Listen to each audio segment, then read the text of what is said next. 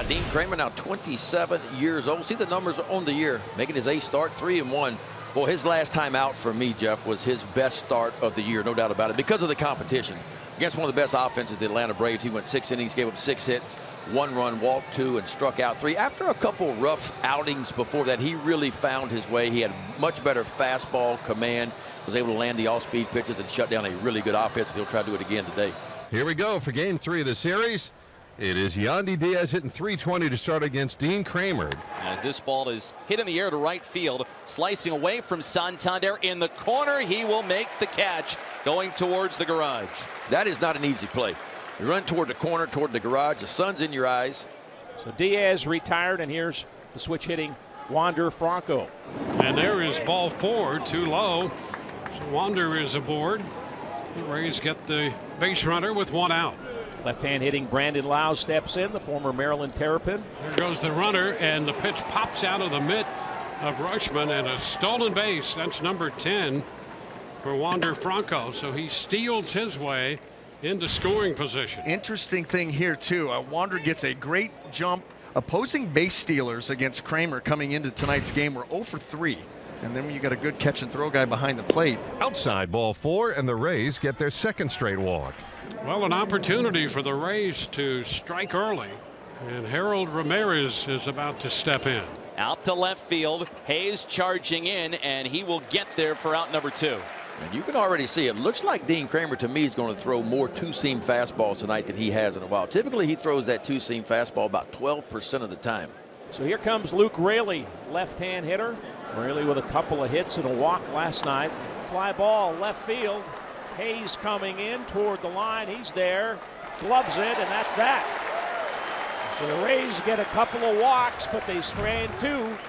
Well, taking the mound tonight initially for the Rays is going to be left-hander Jalen Beeks. On the season, a 6.75 ERA. Kevin Cash looking for Jalen to get the Rays off to a quick start before probably turning it over to Yonny Chirinos for the majority of the innings.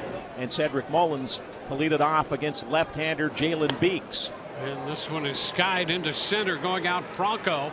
Series coming in with the better angle, and he makes the catch. And here's Adley Rutschman. Rutschman with a big 2-run homer. Snapped an 0 for 19 slump last night.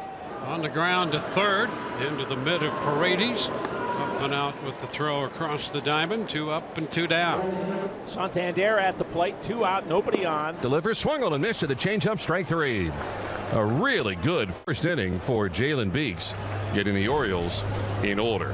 1-1 against Yandy Diaz, who was retired his first time. Mateo up the middle, twirls, fires on target, and there's 2 away. Ball stung pretty good, but a ground ball. And if it's anywhere around Jorge Mateo, he is going to suck it up and ranges to his left and quickly spins around, and you know he's got a cannon for an arm. He makes that look so easy, and it's not. Jalen Beeks did his thing, 2 innings, 1 hit, didn't allow a run. Now you got the follower, if that's what you want to call him, Yonny Chirinos. Didn't make the club out of spring training, but recalled on April the 14th, and he has been outstanding since then, making his 6th appearance, 1 start under his belt. If you're going to play in the American League East, and the Orioles, they got to make the most of their chances against AL East competition. Michael Elias said it yesterday, it doesn't matter when the games are, but you have less opportunity to do that this year. And now it's 1st and 2nd with 2 outs. Walk number 30 for Rutschman. That gets Santander to the plate. Swinging a high fly ball to fairly deep center, but very playable for Siri. Waiting underneath it. He makes the grab, and Yonny Chirinos works around a 2-out jam in the 3rd. With men at 1st and 2nd and nobody out, Kremer, who had 1 strikeout tonight, gets back-to-back strikeouts of Siri and now Diaz. And now it's up to Wander Franco. Hit hard left field. Hayes there, makes the catch, and Dean Kremer does some good work. The Orioles dodge another Rays bullet. Dean Kremer is back on for the 6th inning. He completed 6 his last time against Atlanta, gave up just the 1 run. 6 2/3 against Washington. Tonight, he's given up nothing to this Rays team, who has built some base runners, but Kramer's worked out of it. Raley hits this to deep left field. Hayes ranging back. Back he goes. At the warning track, he makes the catch. It's a long fly ball out for Raley, and a 1-2-3-6 for Dean Kremer. Still a scoreless game at Camden Yards between the O's and Rays. Santander extends his hitting streak. It's now at 9 games after his 12th 2-bagger.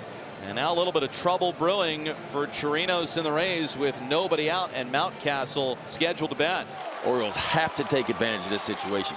Here it comes. Time is called as Chirinos unleashed it, and these can be called for a clock violation. Whoa. As he was releasing the baseball. We haven't seen a whole lot of violations this year in big moments. And that was a big moment. So they're loaded with nobody out. And you got a really tough out of the plate now in Adam Frazier, and the Rays won't play infield in anymore. Ground ball to the right side. They'll throw to second. They get one. They will not get Frazier, and the Orioles will get their first run. An RBI ground out for Adam Frazier, which plates Adley Rutschman. There's still only one out, and you get up Austin Hayes. Hayes grounds it past Paredes and into left. RBI single for Austin Hayes. Second straight night where he's driven in a run, and it's a 2-run 6th inning. And now we'll find out an answer. A double for Yandy Diaz. One gone in the 8th. The Rays down 2-0. And here comes the tying run in Wander Franco. And a base hit up the middle into center field. Yandy Diaz will score, driven home by Franco, and it's a 2-1 ball game. I'll tell you what, Austin Voth is going to go back and look at these last couple of pitches to Yandy Diaz and Wander Franco when he has done so much good work to get out in front, to get to 2 strikes, and then making a huge mistake. Trying to come back with another backdoor breaking ball, and he just hangs it right in the middle. Top of the 9th, Orioles lead at 2-1, and Yennier Cano on to try to close it out. Orioles 1 out away from handing Tampa Bay just their 3rd series loss of the year. He struck him out. Strike oppose, Yennier Cano picks up his 3rd save of the season.